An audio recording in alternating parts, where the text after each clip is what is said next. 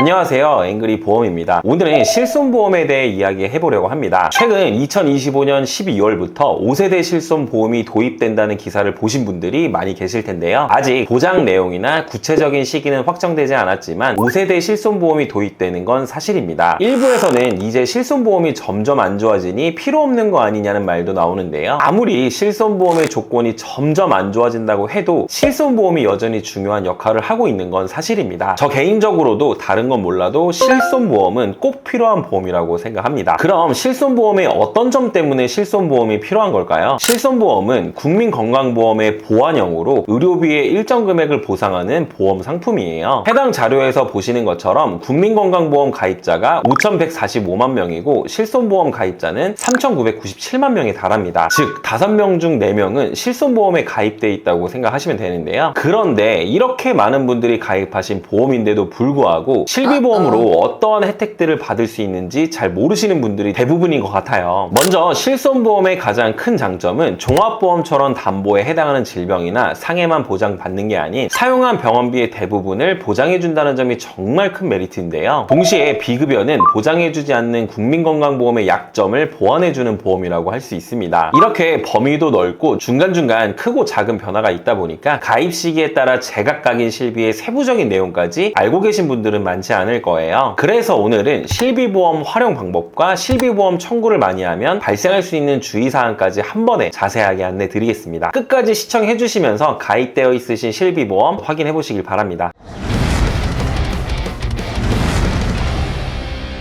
이 실손보험의 활용 방법을 알려드리기 전에 우선 실손보험에 대해 자세히 알려드리겠습니다. 실손보험은 1963년에 도입돼서 상위담보로 판매를 했지만 1999년부터 손해보험사에서 의료비 보상 보험을 출시했습니다. 2003년도부터는 재산 분야 규제가 완화되면서 단체 실손 의료보험 판매가 허용되었고 2005년 이후 개인 실손 의료보험 취급이 가능해지고 중복, 비례보상을 실시했습니다. 2005년부터 실손 보장을 강화하고 2008년부터는 생명사도 개인 실손을 도입하게 됩니다. 2009년 10월부터는 실손보험이 생명사, 손보사별, 그리고 보험사별 약관이 제각각이었기 때문에 2세대 실비가 나오면서 보장 내용을 통일화시키게 되고 2012년에 개선 대책을 거쳐서 2013년에 처음 단독형 실손보험이 나오게 됩니다. 2014년에는 노후 실손보험이 나오고 2017년 4월에는 3세대 실비가 나오면서 3대 비급여를 차등시키게 되고 2021년 7월부터 4세대 실비가 출시되게 됩니다. 이 실비보험 활용 방법 첫 번째는 연간 자기부담금 한도입니다. 실비를 청구해 보면 세대에 따라 일부 직접 내야 하는 자기부담금이라는 게 있을 거예요. 3세대 실비로 예를 들면 비급여 항목 100만 원을 청구했다고 가정하면 80만 원을 돌려받고 20만 원은 내가 내야 되는 것이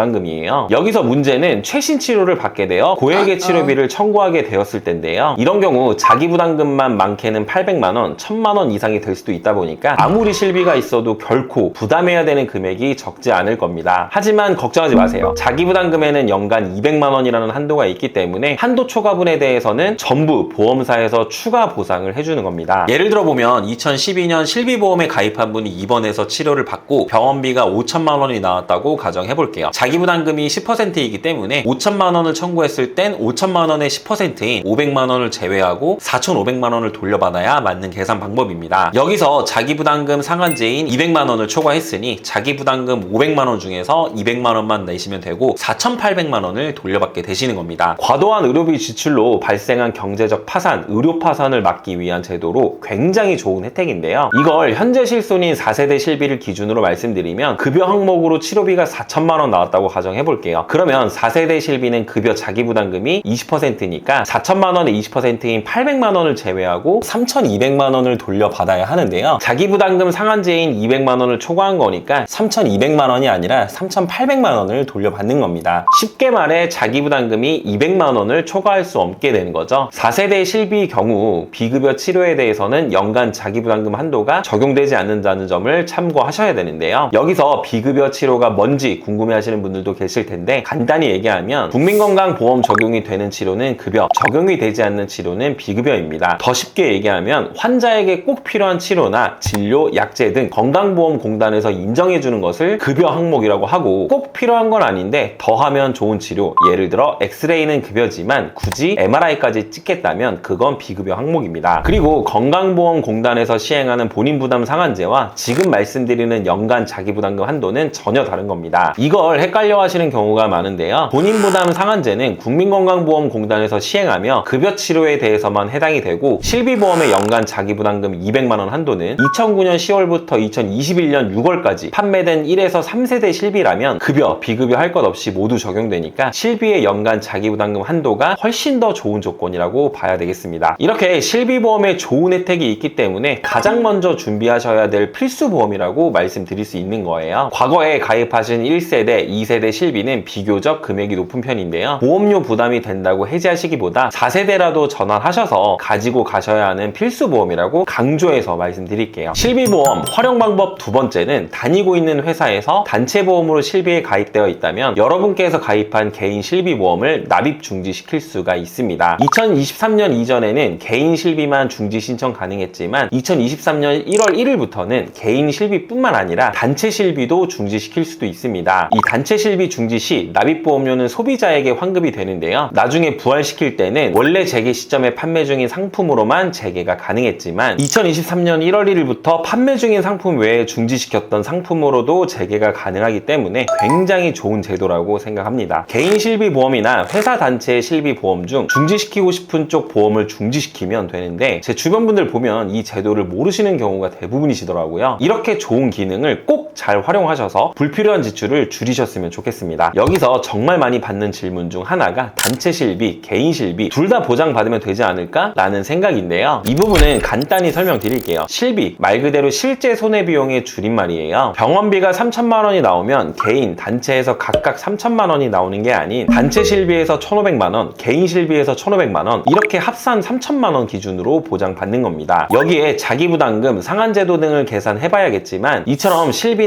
중복이 아닌 비례보상이기 때문에 두 개를 유지할 필요가 없는 거니까 꼭 하나는 중지시키길 바랍니다. 납입 중지 조건은 개인 실비를 최소 1년 이상 유지한 후에 중지시킬 수가 있는데요. 나중에 이직이나 퇴사를 해서 더 이상 단체 실비로 보장받을 수가 없을 때 중지시켜 놓았던 개인 실비를 부활시키면 됩니다. 50대나 60대가 되어서 명예퇴직하기 전까지는 회사의 단체 실비로 보장받을 수 있으니 개인 실비를 가입 안 하신 분들도 종종 보게 되는데요. 그런 분들은 퇴직하시면서 1개월 이내에 단체 실비를 개인 실비보험으로 전환을 시킬 수도 있어요. 조건은 5년간 실비보험 보험금을 200만 원 이하로 수령을 하셨고, 암, 뇌, 심장 같은 10대 중대 질병에 대해서 5년간 발병 이력이 없다면 개인 실비로도 전환이 가능하니까 이 부분도 꼭 잘 체크하시길 바랍니다. 실비보험 활용법 세 번째는 해외 장기 체류자 납입 중지 기능입니다. 2009년 10월 1일 이후 신규 체계 대상으로 해서 2016년도 1월 1일부터 시행하고 있는 기능이에요. 3개월 이상 해외 체류 시 불필요한 실비보험 납입을 방지하기 위해서 납입 중지 및 환급 제도를 운영하고 있는데요. 납입 중지 기능은 해외여행 보험과 실비보험을 동일 보험사에 가입하신 경우 실비보험을 납입 중지할 수 있는 기능이고, 3개월 이상 해외에서 체류 후 귀국하는 경우 해당 기간의 실비보험료 사후 환급이 가능한데, 출입국 사실 증명원, 여권, 사본 등을 보험사에 제출하면 환급이 가능합니다. 그러니까 잊지 마시고 환급받을 분들은 가입하신 보험사에 전화해서 환급받으시면 되겠습니다. 본 광고는 심의 기준을 준수하였으며 유효기간은 심의일로부터 1년입니다. 실비보험 활용 방법 네 번째는 보험 가입을 완벽하게 다 하신 분들은 해당 사항이 없겠지만 앞으로 간병인 보험, 치매보험, 재가보험, 수술비보험, 암보험